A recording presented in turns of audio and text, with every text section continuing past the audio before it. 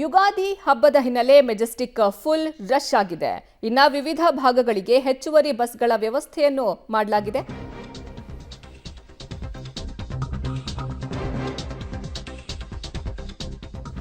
ಯುಗಾದಿ ಹಬ್ಬದ ಹಿನ್ನೆಲೆ Majestic full rush ಆಗಿದೆ. ವಿವಿಧ ಭಾಗಗಳಿಗೆ ಹೆಚ್ಚುವರಿ ಬಸ್ಗಳ ವ್ಯವಸ್ಥೆಯನ್ನು ಕಲ್ಪಿಸಲಾಗಿದೆ.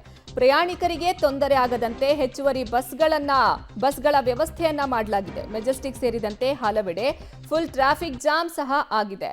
ಇನ್ನು ಯುಗಾದಿ ಹಬ್ಬ ಸ್ಯಾಟರ್ಡೆ ಮತ್ತೆ ಸೋಮವಾರ ಸಹ ಸರ್ಕಾರಿ ರಜೆ. ಹೀಗಾಗಿ ಸಾಲು ರಜೆ ಹಿನ್ನೆಲೆ ಕೆಲವರು ತಮ್ಮ ಊರುಗಳತ್ತ ಮುಖ ಮಾಡ್ತಿದ್ದಾರೆ. ಇನ್ನು ಕೆಲವರು ಪ್ರವಾಸಿ ತಾಣಗಳಿಗೆ ಭೇಟಿ ಕೊಡ್ತಾ ಇದ್ದಾರೆ.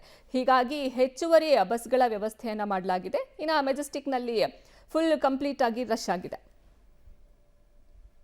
ಯುಗಾದಿ ಹಬ್ಬದ ಹಿನ್ನೆಲೆಯಲ್ಲಿ ಊರುಗಳಿಗೆ ಹೋಗೋರ ಸಂಖ್ಯೆ ಹೆಚ್ಚಾಗಿದೆ. ನಾನೀಗ KSRTC ಬಸ್ ನಿಲ್ದಾಣದಲ್ಲಿದ್ದೀನಿ. ದೃಶ್ಯಗಳನ್ನ ತೋರಿಸ್ತಾ ಇದ್ರ ಬಗ್ಗೆ ಹೇಳ್ತಾ ಹೋಗ್ತೀನಿ.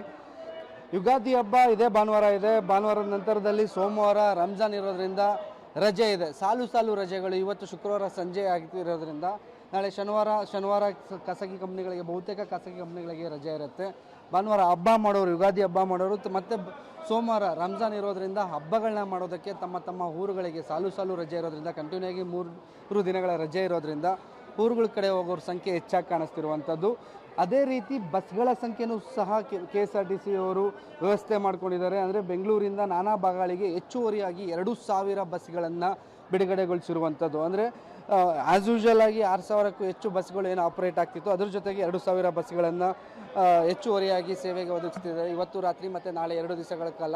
ಮತ್ತು ಸೋಮವಾರ ಬೆಂಗಳೂರಿಂದ ಹೊರತುಪಡಿಸಿ ಆ ಕಡೆಯಿಂದ ಬರುವಂಥ ಬಸ್ಗಳನ್ನು ಅಲ್ಲಿಂದ ಬೇರೆ ಜಿಲ್ಲಾ ಕೇಂದ್ರಗಳಿಂದ ಹೆಚ್ಚುವರಿ ಬಸ್ಗಳನ್ನು ವ್ಯವಸ್ಥೆ ಮಾಡೋದಕ್ಕೆ ನಿರ್ಧಾರ ಕೈಗೊಂಡಿದ್ದಾರೆ. ಹಾಗಾಗಿ ಬಸ್ ನಿಲ್ದಾಣದಲ್ಲಿ ಒಂದು ಕಡೆ ಜನರು ಆರಾಮಾಗಿ ಕೂತ್ಕೊಂಡು, ಅಂದರೆ ರಿಸರ್ವೇಷನ್ ಮಾಡ್ಕೊಂಡು ಹೋಗ್ತಿರುವಂಥದ್ದು, ತಮ್ಮ ಬಸ್ ಬಂದಾಗ ಹತ್ಕೊಂಡು ಹೋಗೋದಕ್ಕೆ ಕಾಯ್ತಿದ್ದಾರೆ. ಸಾಕಷ್ಟು ಬಸ್ಗಳು ಈಗಾಗಲೇ ಬಂದು ಬಸ್ ನಿಲ್ದಾಣದಲ್ಲಿ ನಿಂತಿರುವಂಥದ್ದು.